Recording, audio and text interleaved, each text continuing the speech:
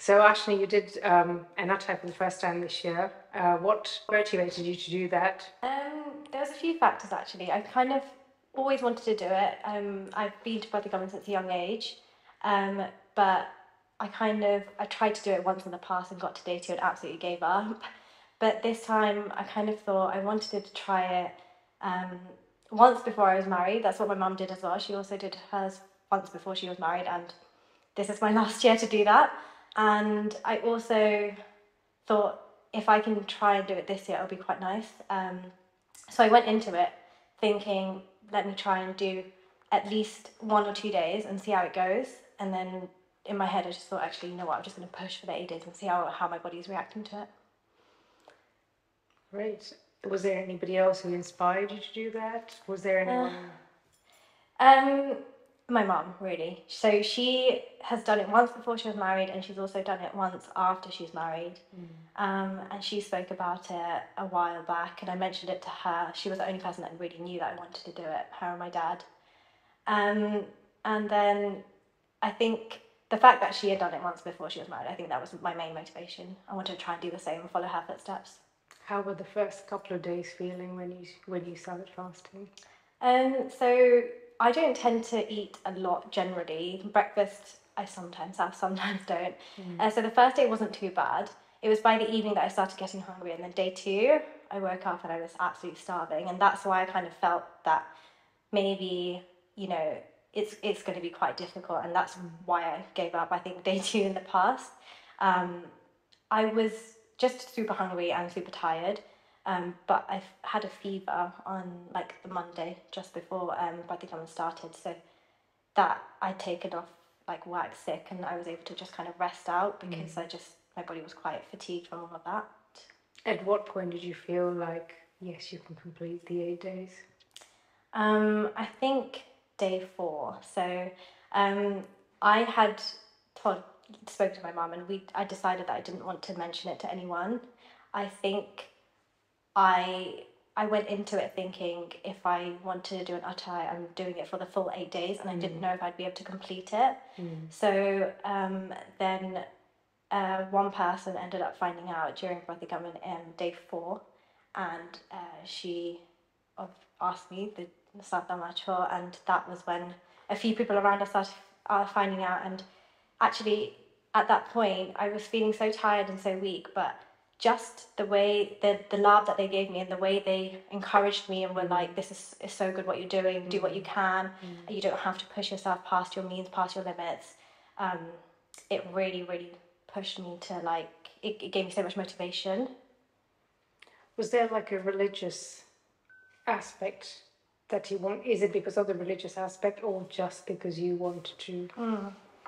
So I know a little bit about Pratikam and why we do it, the reason we celebrate it in our Jain culture, religion, and also the reason people do it attai, to really detach and cleanse their body and kind of just feel a sense of peace and one, I guess, sometimes with God, and that's exactly how I felt.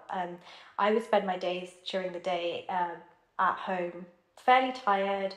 I didn't really get headaches. I was quite lucky, but just quite tired and constantly thinking about food, to be honest. But when I went to Pratikaman, I just got this sense of absolute peace. Any sort of feeling of hunger, any tiredness, everything just went away. And I know a few people had commented about having energy and seeming like I hadn't done attai, or that I wasn't even fasting. But I honestly believe it was because I was at Brother Gammon, praying, being with everyone, being in such a peaceful environment, that I got this energy from somewhere. And I'm really grateful for, like, I think people around me for giving me that motivation, for not encouraging me. They didn't push me or encourage me to do the attai, but just explaining and showing me how much it means to other people as well as for myself as well.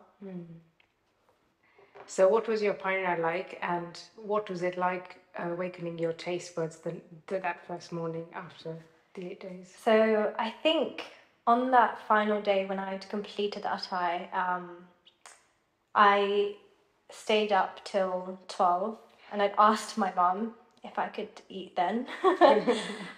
But she'd obviously told me that you have to wait for the final, you have to do everything how it should be done. And actually, when I'd slept and woken up in the morning, I didn't even feel like food. So I'd actually gone into a sense of panic in the morning.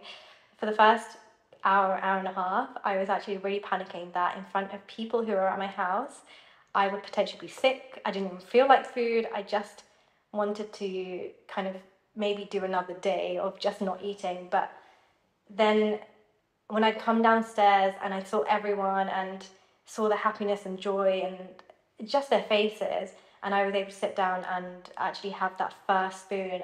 I had the gunni rab, and I literally loved it. Did you not have the Oh, gunpowder thing? oh That was God, the first thing. the peppermint mint gunta. Oh God, yeah, I didn't like that. But they say everything that's on that plate is really good for you, good for your digestion. But You had honestly, flavoured in there. yeah, the orange juice was my juice. favourite. But it was just really, really salty for me. I just felt like everything, just all the flavour was so much more enhanced, and my mum hadn't even put much or if anything in there.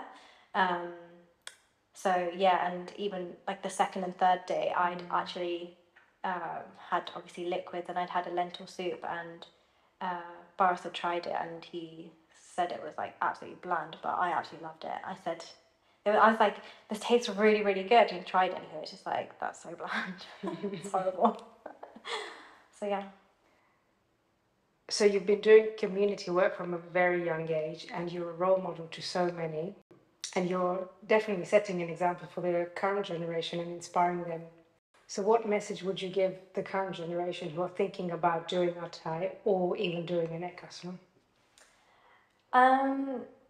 So I think my main message is, if you want to try it, always try it, but try it with purity and trying to do your best. So go into doing even an Akarasana or an Atai thinking, okay, let's take it one day at a time and see where I am.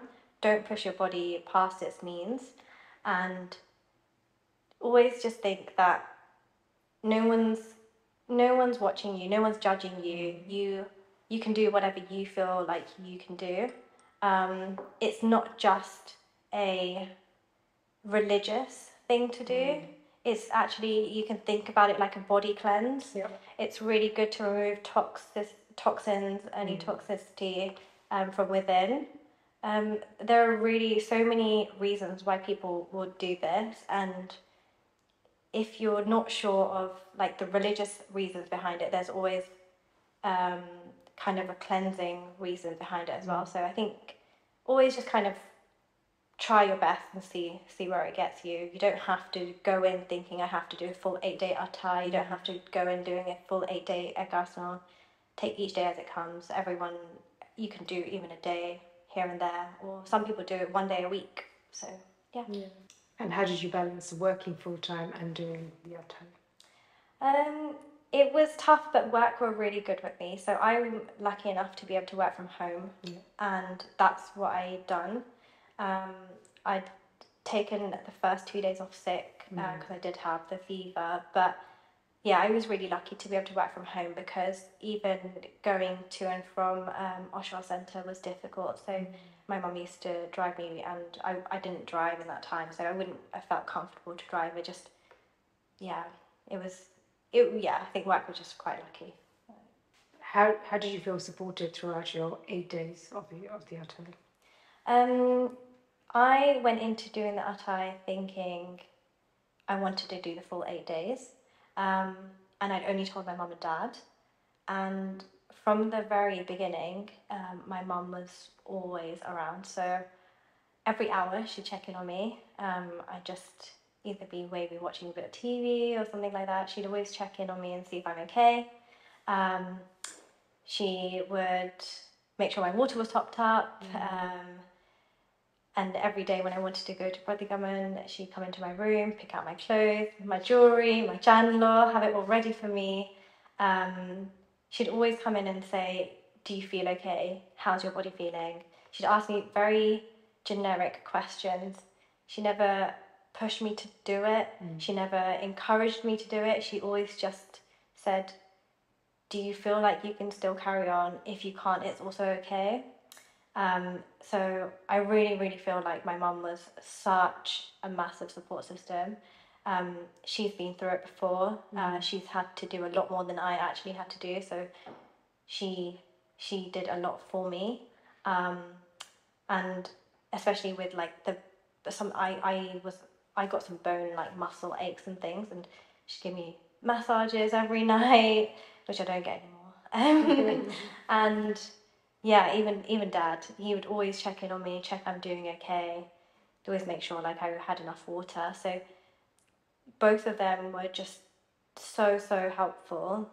Obviously, I can't forget other people around me who had helped and encouraged me to just keep going if I felt like it, or just I did feel really supported. Obviously, my brother, Boris, everyone, but yeah, my mum and dad, without them, I really wouldn't have been able to do it. And they did so much for my final as well, to get it all set up, to get it all ready, to call everyone. So yeah, they're like the biggest inspirations. So do you think you'll do Thai next year? So I think Borishan's actually falling in a month that I'm hoping to be jet setting off on holiday. So I will definitely be around for Pratikaman. I don't think I'll be doing it next year because you have to be very careful with your food. But I will be doing a second at some point, and hopefully there'll be more people who want to join me. Yeah, it's definitely an experience. It's definitely something I've realised and found out how important it is through doing it and what it actually means. And actually the religious side of it, I didn't actually know enough about it, I don't think, until I started doing it and more people found out, and they were giving me so much support and helpful information. So I definitely want to do it again in the future. I do really find it's such a cleanse, and it's so good for like just the mind and body as well. But yeah, probably not next year. So what's next for Aashni? So I'm not too long to go till I jet set off to India for some wedding shopping. So hopefully that will be my upcoming new adventure, and then yeah, I'll be getting married next year. So can't wait for that. So anyway, well done on the Thai, and you've had a busy year already, and you've got busy few months. So good luck with everything. Thank you. And yeah, whenever you do your Thai, we'll be there to support you again. Thank you so much. Thank you.